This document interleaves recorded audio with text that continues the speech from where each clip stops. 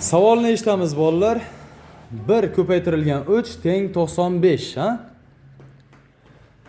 O'tgan safar qilgan videomizda 1 ko'paytirilgan 3 teng 95 ni bir o'quvchimiz topib, o'sha 100 ming so'm mukofotini oldi. Firdavs o'quvchimiz. Ya'ni u nima qilgandi?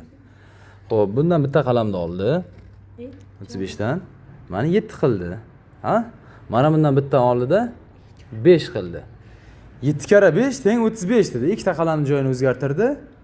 Ifodani to'g'riladi. Xo'p, bugungi savol. Mana bitta yo'lini ko'rsatdimmi?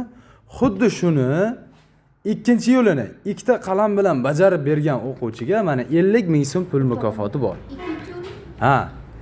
Ya'ni ikkita qalamni joyini shunday o'zgartiring, ifodani to'g'rilang. Bitta yo'lini ko'rsatdim sizlarga. Ikkinchi yo'lini sizlar topasizlar. Vaqt ketdi.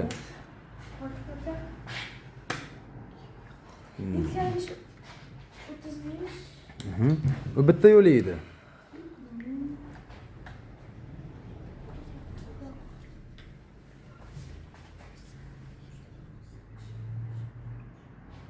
Daraja bo'lsa, oddiy daraja deb qo'ysam bo'ladi.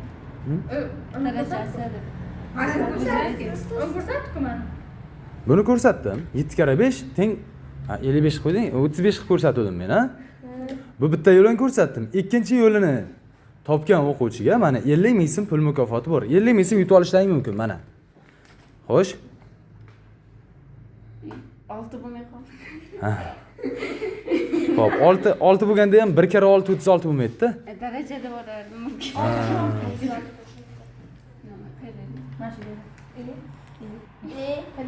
Xo'sh. Qanday bo'lishi mumkin? Ikkinchisi ham shunday bo'lishi mumkin.